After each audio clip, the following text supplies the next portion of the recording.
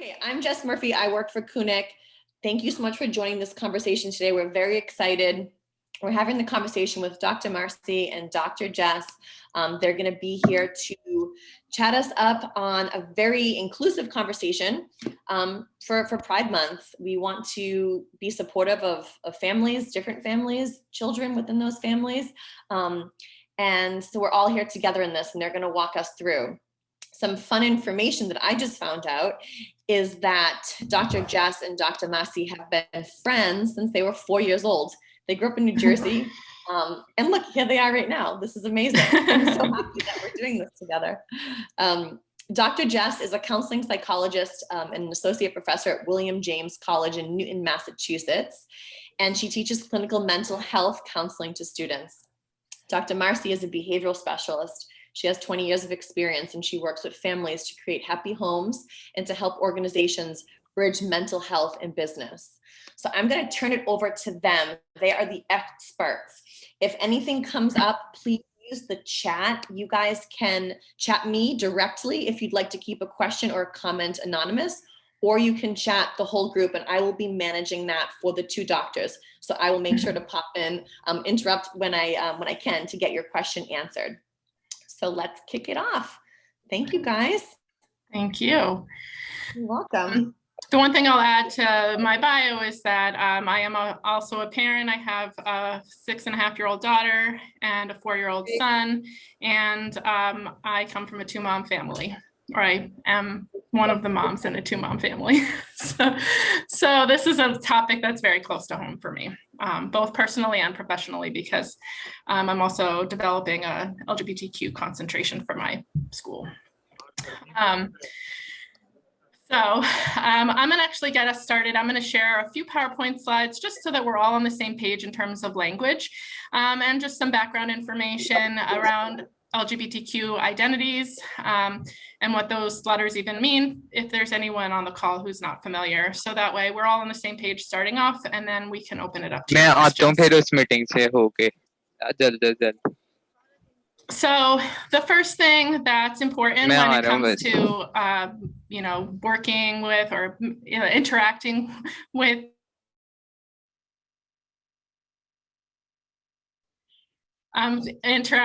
LGBTQ people in either in your own family or with other families or members, coming out as a family, is just understanding what all those letters mean.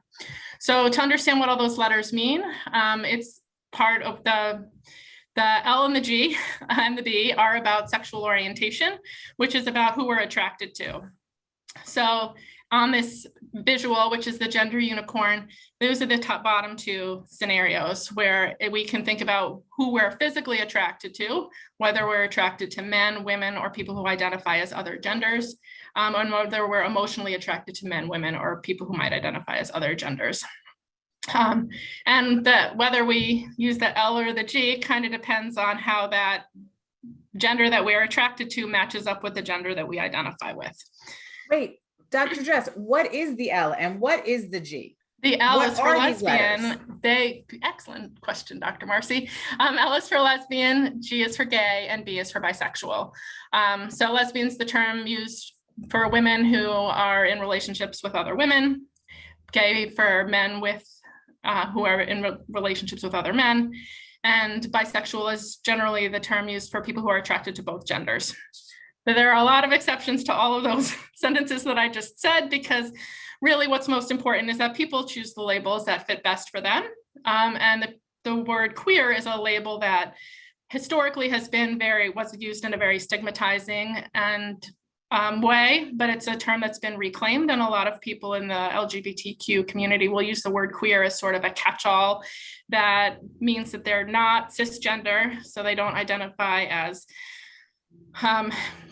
their gender identity and gender expression completely aligning with their sex assigned at birth, and I'll talk about all those things in one second. And heterosexual are people who are attracted to people of the opposite gender.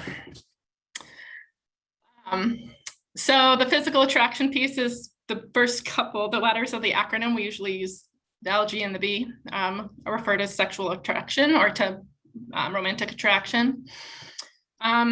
And then when we have a T in there for transgender, that's also an umbrella term that is used to describe people for whom gender identity, gender expression, and sex assigned at birth don't line up in some way.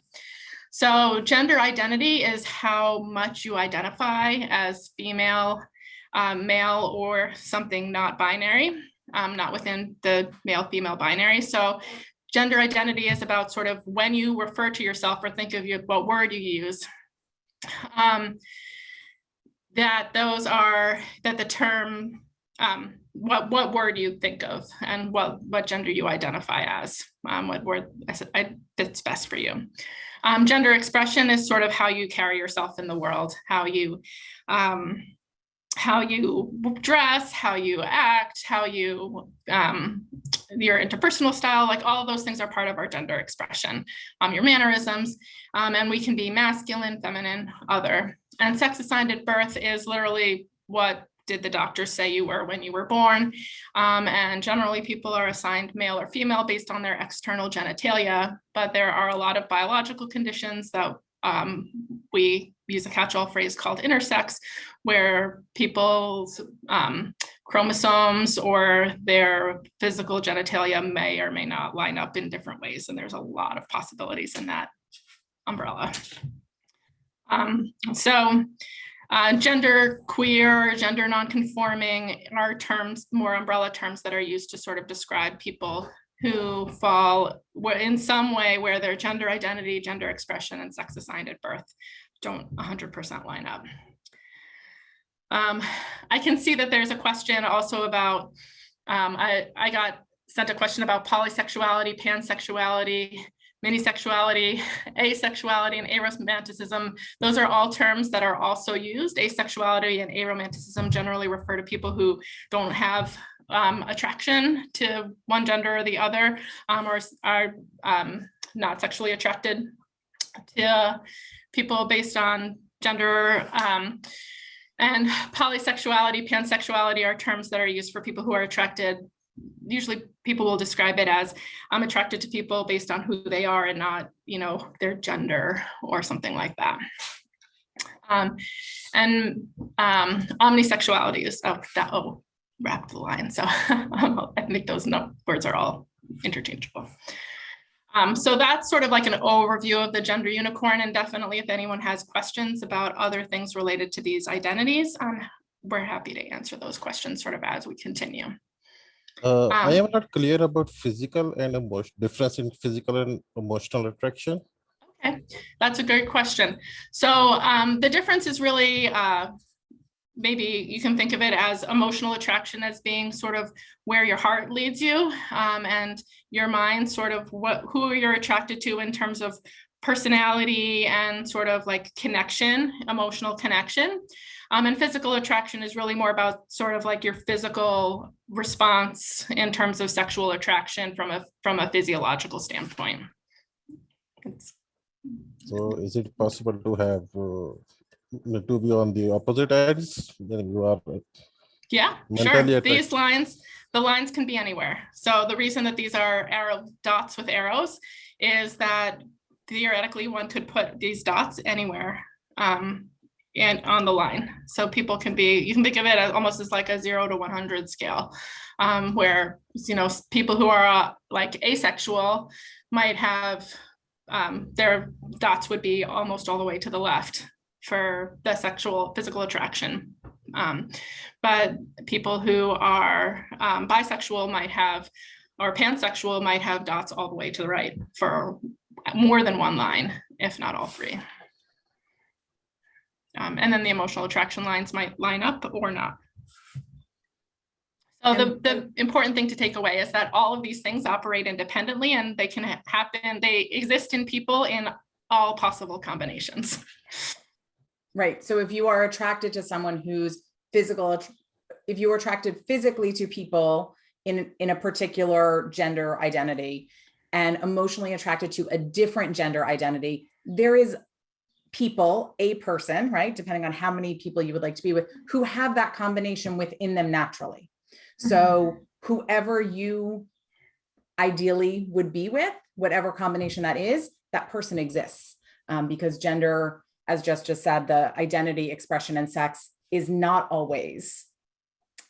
a determined factor.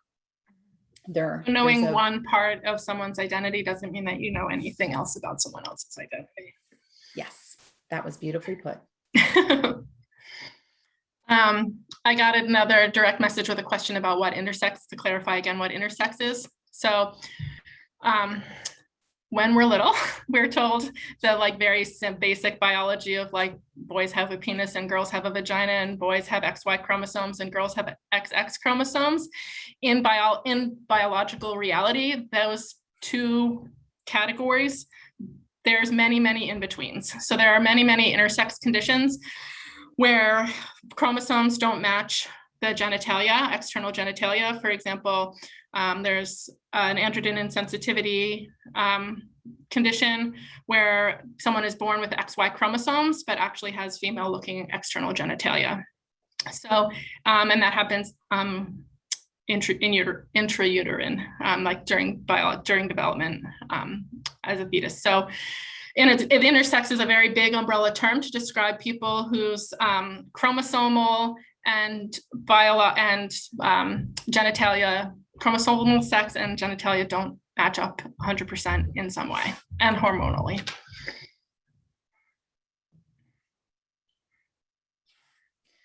So just a quick statement about the direct messages that Dr. Jess is getting. This session is recorded, and we also understand that it is a sensitive question and sensitive topics are going to come up. So there are a few options here. One is to direct message either Dr. Jess or myself, and we're happy to answer the questions for you.